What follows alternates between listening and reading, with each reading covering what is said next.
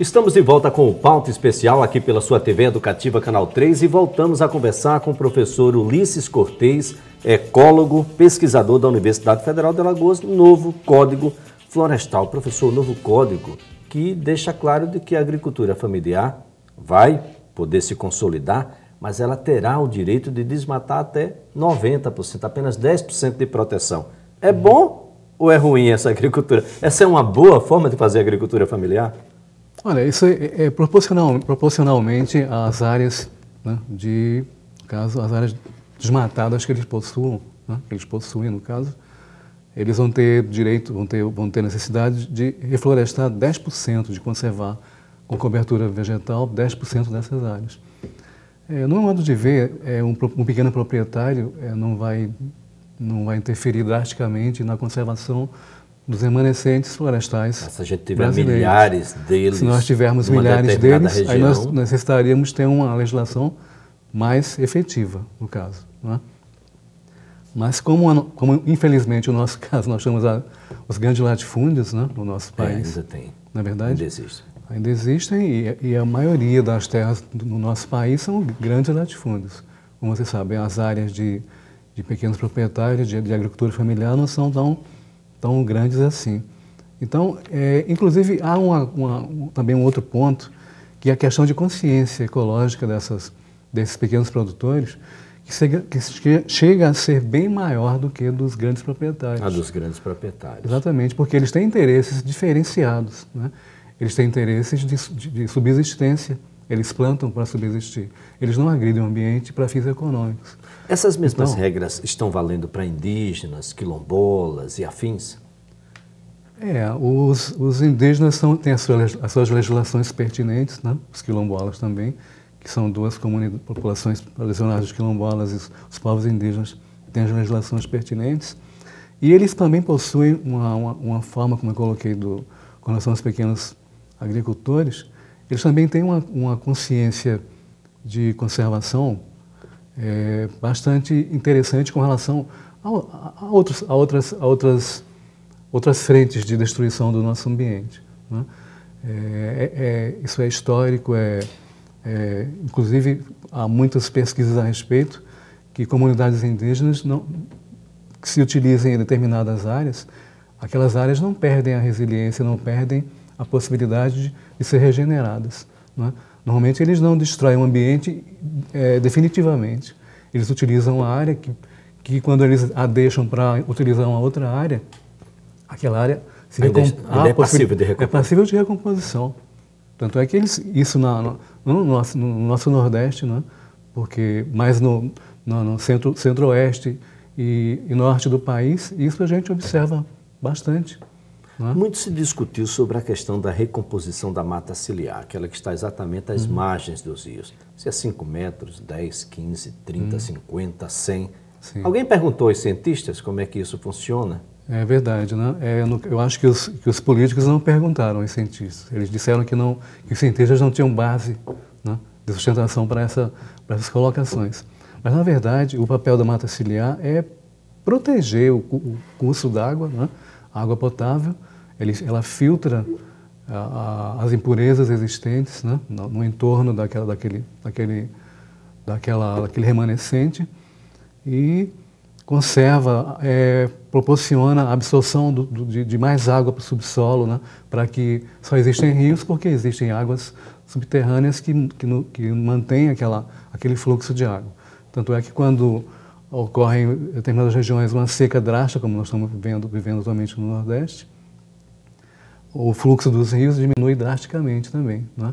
Então, se você retira a mata ciliar... O assoreamento, né, do rio... Sim, não permite o assoreamento. A calha fica muito rasa e isso tem levado problemas para a área urbana, como aconteceu nas enchentes aqui do estado de Alagoas, exatamente. Por exemplo. A questão do nosso estado ela é bem particular. Boa parte dos nossos remanescentes, né, nossos cursos os nossos rios, eles não possuem mata ciliar, eles possuem casas ciliar. Então, existe esse problema, não é só nosso, eu quero colocar isso, né? é um problema nacional, né? E a casa não traz o mesmo efeito para o rio que traz a mata? Evidentemente que não, porque a casa não está protegendo a margem do rio, né? A casa está alterando um fluxo, né? de proteção e de preservação daquele remanescente. Então as casas não deveriam estar à margem dos rios, né? Se é um pequeno centro urbano onde não há possibilidade de expansão dessas casas, mas que as áreas rurais desses cursos d'água sejam protegidas. Isso nos remonta ao próprio acordo que foi feito para a transposição do Rio São Francisco, que era recuperar o Rio São Francisco para poder realizar essa transposição. Parece-me que nenhuma coisa foi feita e a outra parcialmente, ainda a passos bastante acanhados, começa a acontecer. Nessa questão, o governo federal ele recuperou, ele fez áreas onde não existia tratamento de esgotos, não havia saneamento, né? Muitas cidades, ele implantou saneamento nessas cidades, lá para Minas Gerais, né? Subindo aquela região, que é justamente as áreas mais importantes do Rio em termos de vazão, né? Onde justamente ele desce de lá para cá. E no caso do Baixo São Francisco, né? Os remanescentes florestais às margens dos rios não têm tanta importância, porque ao lado do Baixo São Francisco ele é mais muitos afloramentos rochosos, né?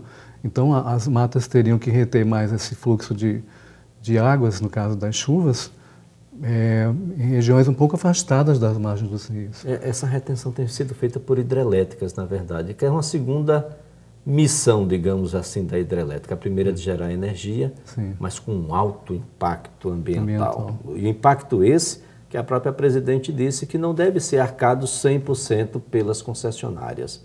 Quem arcará, então? Sim, é verdade. Inclusive, ela vetou isso aí, né? A conservação, esses lagos gerados, né, das hidrelétricas, que o próprio governo, ela vetou que eles tivessem essa obrigação de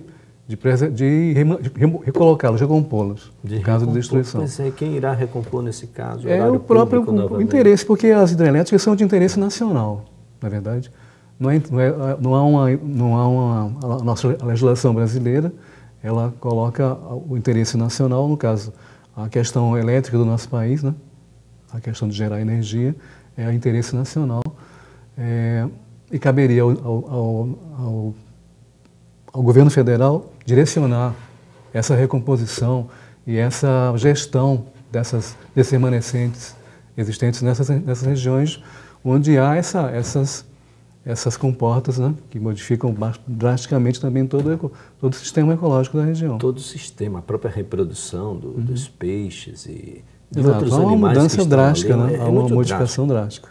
É um custo-benefício que a gente pode dizer que vale a pena? Olha, a gente não tem, o governo federal, o governo, de modo geral, não investe assim, como ele investe nas hidrelétricas, em outras formas de captação de energia. Pois a energia solar a gente já não está suficientemente municiado de informações. De informações, exatamente. Para que isso seja um custo-benefício. A operacionalidade disso muito mais tranquila. Há pensamentos de investimentos do governo federal nesse sentido, né?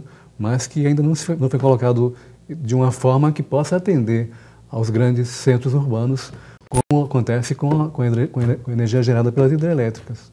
Bom, essa discussão do Código Florestal vai mexer no bolso do agricultor, ou seja, vai ter crédito para quem desmata menos, ou não vai ter linha de crédito para quem desmatar demais, perder terra ou algo nesse sentido? As incursões, as penalidades para quem desvirtua o que está escrito no Código, elas são duras? Olha, é nesse sentido, o que a gente sabe, o que foi vetado pela presidente, é com relação à questão do reflorestamento, né? Como você já colocou, o prazo que eles deram para que os degradadores ambientais recoloquem a agroindústria, né? Que normalmente é quem desfloresta mais, áreas maiores, tem um prazo maior para recompor aquelas áreas, e a questão da perda financeira, me parece que isso não está bem definido ainda nessa mudança do Código Florestal atual, né? Agora, professor, a gente sabe que parte dessa discussão está em área urbana, Em área urbana, a responsabilidade social deve falar mais alto. Com certeza. O que é que deve acontecer? Nós temos ocupado de forma não muito ordenada áreas que são de preservação ambiental, áreas inclusive que são fixas, que não podem ser... áreas de proteção permanente. De proteção permanente. O que é que deve acontecer a partir daí? O Código trata também dessa questão? Olha, as áreas de proteção permanente, elas, como houve uma modificação drástica da existência de proteção delas no que foi proposto agora, no que foi votado, aliás, no novo Código, a área de proteção permanente, ela deve ser uma área que como já diz a legislação, né, de proteção permanente, com o risco de modificar drasticamente, alterar ainda mais as áreas de incursão das comunidades urbanas. A legislação trata, por exemplo, da competência. Quem é que deve definir isso? É o município com o seu órgão ambiental? É o Estado? É o órgão federal, o IBAMA? Enfim, há sempre um conflito. Exato. Há um conflito de legislação. Mas as áreas dos municípios, existem as legislações, né, locais, né, que possam gerir, de alguma forma, aquela ocupação ou não, né?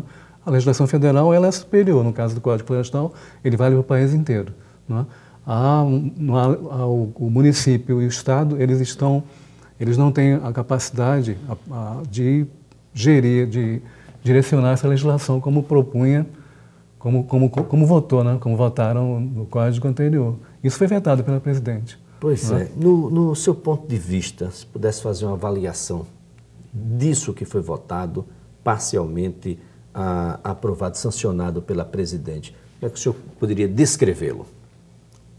Novo Código Florestal. O atual perfil do Código Nacional? Olha,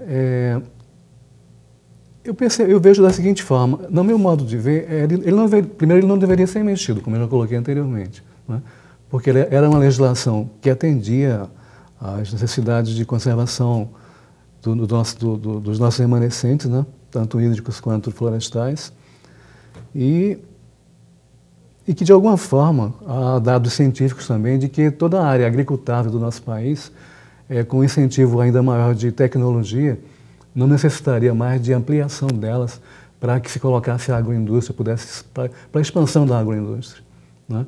Então, as terras agricultáveis já utilizadas são suficientemente, há uma quantidade suficiente para atender a demanda populacional do nosso país, sem necessidade de você degradar mais os remanescentes e colocar isso como justificativa para modificar um Código Florestal que funcionava, né?